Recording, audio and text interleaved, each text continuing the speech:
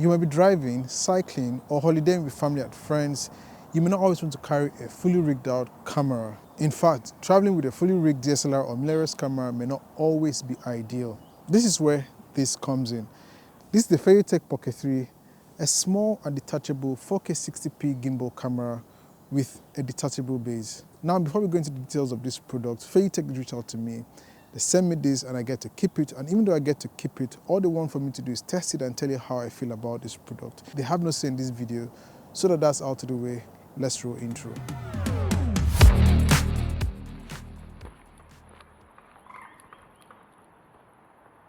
The FeiyuTech Pocket 3 uses a Sony CMOS sensor. Its focal length is 16mm. It has a 130 degrees field of view at an aperture of f2.0. It features a magnetic base, app control, wireless video transmission. It can take photos and even time-lapse or hyperlapse.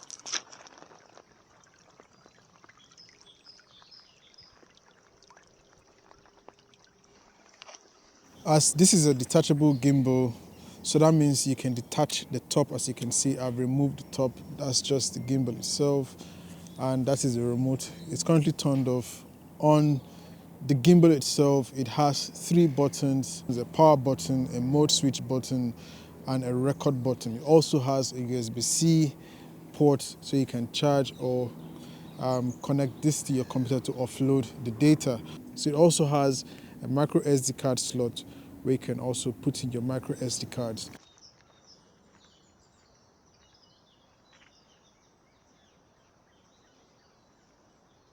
The FeiyuTech Pocket 3 is pocket-sized and only weighs 159 grams. That is 86 plus 33 grams, which is the gimbal and the remote control.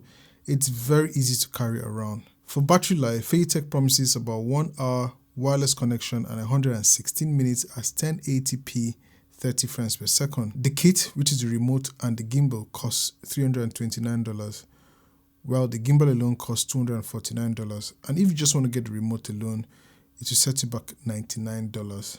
So this is me testing the audio from the Pocket 3 and comparing it with the Rode Wireless Pro I have here. So this is the audio from the Rode Wireless Pro, and this is the audio from the Pocket 3. It's quite windy.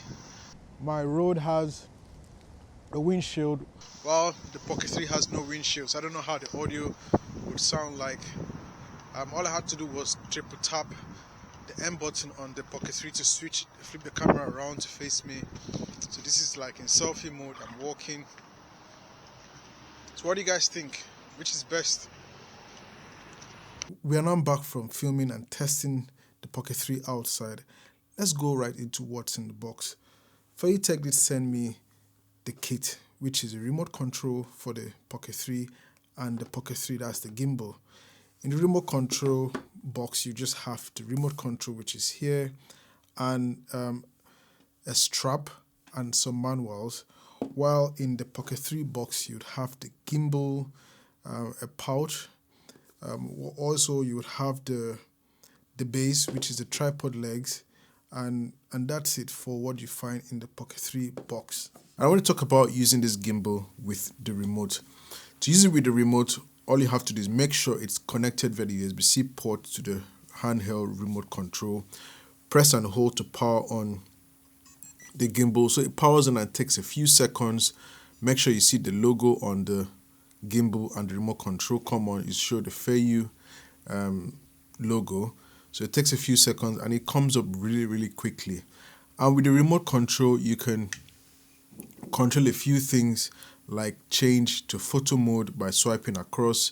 You can change to video mode. You can change to slow motion with 4K, 1080p and 720p. You can also do a few things like time lapse and panorama. Change the brightness of the LCD screen. So using the remote with the gimbal gives you a lot of control. You can also activate tracking. And the good thing is that you can connect the tripod, which is under here, so you can easily balance it. Without the tripod, there's no way this gimbal would stand steady by itself on the remote. So that's it with the remote. So I powered off the gimbal by just pressing and holding the power button on the handheld remote. I'm going to disconnect the gimbal. So I have the gimbal disconnected from the remote control, which is just here to my right, and you can see it's powered off. To power it on, I'll just have to press and hold the power button for a few seconds and the gimbal should turn on. You can see the gimbal did move. One thing I like about just using the three buttons, I can cycle between the video mode, which is currently at 4K, which was the last setting I had when I had remote control connected to the gimbal. I can also cycle into photo mode and more. The M button, which is the mode button, can help me switch between all follow focus mode, HF mode, and TF mode. And if I press and hold, it will lock the gimbal in place. So if you notice, I'll bring it closer so it's in focus. And no matter how I twist the gimbal up or down, left or right, try to rotate it, it's because it's in lock mode, the camera stays steady. If I release that, it's in steady mode because it's in TF, but if I try to rotate it up and down, it's going to move on the up and down. But if I rotate it right and left, because of the mode it is, this is now, I switch to all focus mode. So if I turn it, it turns with me. If I go up or down, it goes with me. And in the HF mode, it's locked, but it rotates on the X axis, or I think the Y axis. So that's it for the M button. The last button is the circle button here, which is at the front side of the remote. If I press it, it's recording to the internal memory card. Sorry, not the internal memory card. It's recording to the storage. It's currently in, I think, hyperlapse mode. So it's doing its thing in hyperlapse mode without me doing anything. It's taking photos, I can see. I'll stop that. I would switch to, let me stop that.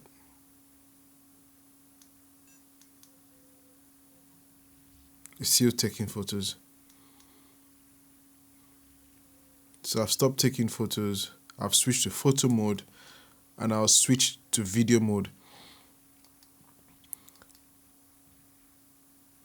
So I've switched to video mode just using the power button and I can press to record. It's recording now. And the reason why I know it's recording is because I can see the clock counting. I don't know if you can see it. You can see the clock counting there. I don't know how many seconds it's gone into now, which is a very good thing. I'll just stop recording. Another thing you can do with the circle button is if I press and hold for a few seconds, it will activate the Wi-Fi. So it's now activated the Wi-Fi. Don't know if you can see that. Wi-Fi is now turned on. And I can control the gimbal with my phone without using the remote control. So I'll pick up my phone, which is just here. I'll go into the FeiyuCam app and I'll click on the Pocket 3. So that's the FeiyuCam app. And I'll click to select the Pocket 3. And I'll connect to VCam 95ED. So it says connecting. Do I want to join? Click join. It's connecting.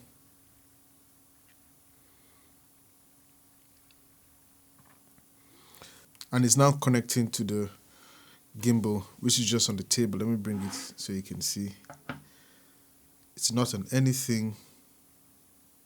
In fact, I'll use the cover, which is a protective cover. I'll put the gimbal on top of that. And now I can control the app. And now I can use the app to control the gimbal by moving left, right. You can see my face. I'll go down, up. It's in 1x mode. Let me centralize it. I'll put it right here. And you can see I'm looking straight into the gimbal camera and I'm also looking straight into my Sony a7 IV. So this can also do object tracking. It can track a face. I'll select object tracking, which is smart face tracking. And if I move the gimbal to my right, it tries to keep, sorry for the noise, it tries to keep my face in centralized. If I move the gimbal to the left, it just tries to keep my face in the center. So I'll drop it back just around here and have it track back to my face. I'll turn off object tracking and I can go into slow-mo if I wanted at the bottom here. Go into time lapse, panel mode or motion lapse. Then I can also switch to photos quickly by swiping. Another thing I like that this gimbal can do is that you can go into somatic control by clicking this icon here. And with somatic control, it uses the camera in front of you or how your phone is placed. So if I can go up, it's facing my hand. I can go right, and I can tilt the phone up to face me. I can go left to review the other parts of my studio. I can go right. I can turn it around. It wouldn't go past that. Let me see. So I can turn it around to face you. It has gone back. Okay, it has gone back to the light. So it's facing the light now. I'm going to go back around and try to make it face me. So it's facing me now, and I'll activate face tracking while doing the somatic control. So that's really good. I can stand up and move, and it's supposed to face me. So it's following me. And the thing is, you have to keep the gimbal in a properly lit environment for the face tracking to work. So I'm going to turn off somatic and just leave it on face tracking. So it's tracking my face as we're doing this video. So that's it with this app. I can go into the gallery mode. Let me stop recording. Then save the video. Let me see if I can zoom in. So I click on the 1x zoom and I can zoom into my face. Although I don't like zooming in, which reduces the quality a bit because it's a digital zoom. I'll just go back into 1x zoom. So I can easily go into gallery by clicking the gallery icon. I can see the previously recorded and videos and photos that I have taken in the past. I'll go back. I can edit in the app, but I don't need to do that now. And it's showing me how much more memory I have on the SD card, which is 1 hour 11 minutes in the setting I have for video. And it's recording at the highest quality, which is MOV, which is another good thing.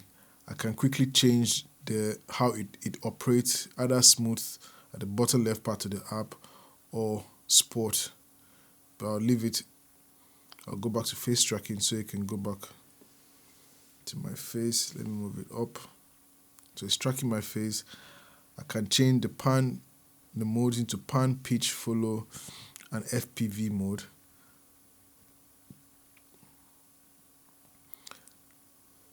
And I can center the camera by just clicking the center button, but it's gone back to tracking my face. I can mirror the image. It has mirrored the image. I can go back to how it was. And I can flip the camera quickly by just pressing the camera flip button. So you can see the other parts of my studio, which is very, very dark. And I'll go back to facing me and tilt up to keep me in focus. To the left are a few icons that bring up more of what you can do. You can turn on grid. That's grid off. You can turn on the watermark if you want. This is with the date. I'll turn it. This is with date and time, and I'll turn it off. You can go into handheld mode by the wear mode by changing to. You can change the wear mode maybe into handheld or depending on how you want it to be. So there are many more things that you can do, and this is in the auto mode. There's also the manual mode where you can do more. So I'll come out of that where you can change the video format. You can even change the color to F-log. So that's the FY log. I haven't been able to find a lot. I tried to reach FeiyuTech, and FeiyuTech were like they don't have a lot conversion for the gimbal as yet. You can change the white balance, the volume, and you can do more things. The field of view, I currently have it at narrow, which I like. You can change the flicker settings. So that's it for more of what you can do in the app. In conclusion, these are the things I like about this gimbal. It is super light. It can easily fit into my pocket. This gimbal can be controlled using your phone. It can also be controlled using the remote control. You can also start and record using the buttons of the gimbal itself, which is really, really good. FeiyuTech allows you to buy the gimbal by itself or the gimbal with the remote control, which is the kit I have. Another thing I like about the gimbal is that it doesn't have to crop in to stabilize the shot. Because it's a gimbal, you don't need any of that. So there's no digital cropping to kind of stabilize the shot. Everything is stabilized on the gimbal, which keeps the 4K true 4K.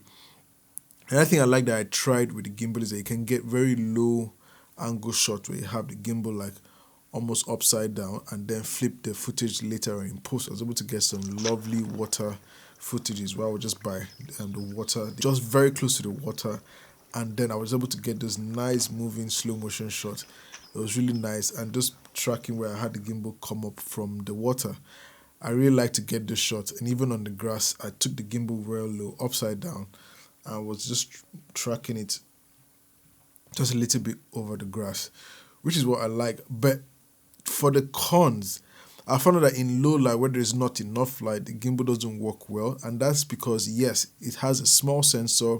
So hopefully, future research or future pocket releases will have maybe a slightly bigger sensor that will allow more light. And I think I wish this gimbal could do was have attached ND filters like the DJI drones do. So you can attach a filter on it if you're in a very, very bright environment, instead of adjusting the shutter angle to compensate for too much light. You can just snap on an ND filter and still maintain that depth of field, making your footage still cinematic. So FeiyuTech, please think about that. Hopefully, future releases will be waterproof, so that if you're filming in the rain and it's raining, you're not worried about what will happen to the gimbal. So those are the things I just feel are the cons about this product. Another thing I want to say is be careful when sliding the gimbal onto the remote control so you don't break or bend the USB-C. If you break or bend the USB-C, you're only left with controlling the gimbal without having it on the remote control or charging it just directly via USB-C. So that's it for this video. If you enjoyed this video, please don't forget to hit the like button, hit the bell notification for future releases. Thank you FeiyuTech for sending this gimbal. Don't forget to subscribe. I'll see you in the next one. Bye bye.